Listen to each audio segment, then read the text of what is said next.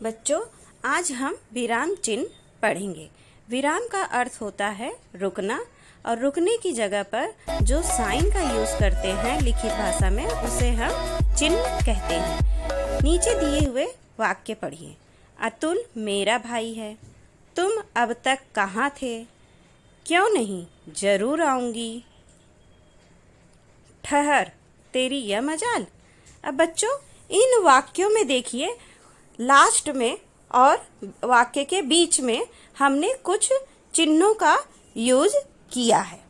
इन्हीं चिन्हों के बारे में आगे हम डिटेल में पढ़ेंगे।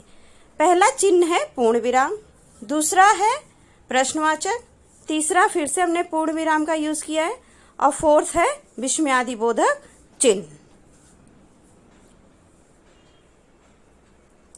इन चिन्हों का उपयोग कहाँ करते हैं वह देखेंगे हम। पढ़ते समय हमें कहाँ रुकना है, वाक्य के प्रश्न में, और अपने भावों को प्रकट करने के लिए या बताने के लिए हम विराम चिन्हों का उपयोग करते हैं। तो विराम चिन्ह के आज 5 प्रकार हम देखेंगे।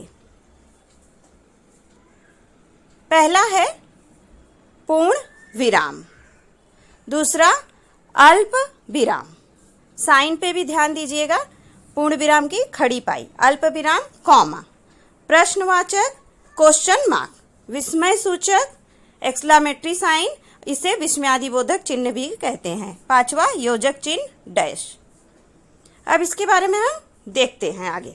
पहला प्रकार है पूर्ण विराम। जिस स्थान पर वाक्य आपका समाप्त होता है वहां बच्चों हम पूर्ण विराम का उपयोग करते हैं। यहाँ पढ़ते समय हमें कुछ देर रुकना पड़ता है।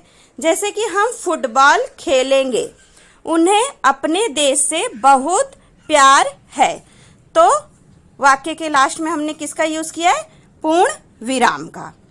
एक वाक्य खत्म होता है तो पूर्ण विराम का यूज करते हैं, उसके बाद दूसरा वाक्य शुरू करते हैं। दूसरा प्रकार है बच्चों अल्प विराम। पढ़ते समय जहां हमें थोड़ी देर के लिए रुकना होता है बच्चों, वहां हम अल्प विराम का यूज करते हैं। जैसे कि आओ अब घर चलते हैं, तो आओ के बाद हमने अल्प विराम यूज किया है, तो उसके बाद थोड़ी देर हम रुकेंगे, फिर आगे का वाक्य पढ़ेंगे। नेक्स्ट है मेरे घर में माताजी, पिताजी और दादाजी रहते हैं। नेक्स्ट तीसरा प्रकार है बच्चों प्रश्नवाचक चिन्ह। प्रश्नवाचक चिन्ह प्रश्न पूछने के लिए यूज किया जाता है। जैसे आपको कितने टिकट चाहिए, उसके बाद प्रश्नवाचक चिन्ह लगाएंगे। यह कौन सा पेड़ है, उसके बाद प्रश्नवाचक चिन्ह का यूज किया गया है। तो प्रश्न पूछने के लिए हम प्रश्नवाचक चिन्ह का उपयोग करते हैं। नेक्स्ट है बच्चों विस्मयादिबोधक चिन्ह, मतलब इंग्लिश में इसको कहते हैं एक्सक्लेमेटरी साइन। विस्मय सूचक के नाम से भी जाना जाता है और उद्गार चिन्ह के नाम से भी जाना जाता है। हर्ष, शोक, घृणा, विस्मय, भय आदि अपने भावों को व्यक्त करने के लिए जो शब्द का यूज किया जाता है, उस शब्द के बाद हम विस्मयादिबोधक चिन्ह का प्रयोग करते हैं। जैसे बच्चों देखिए, वाह आपने तो कमाल कर दिया, मतलब शाबाशी दी गई है, तो वाह के बाद एक्सक्लेमेटरी साइन या विस्मयादिबोधक चिन्ह का यूज हुआ है।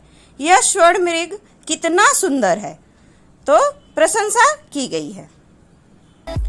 नेक्स्ट है बच्चों योजक चिन्ह। इस चिन्ह का प्रयोग 2 शब्दों को जोड़ने के लिए किया जाता है, और इसके दोनों ओर के शब्द परस्पर मिले हुए होते हैं। जैसे कि मुझे दाल चावल बहुत पसंद है, तो दाल चावल के बीच में हमने योजक चिन्ह का यूज किया है, दाल और चावल को जोड़ने के लिए।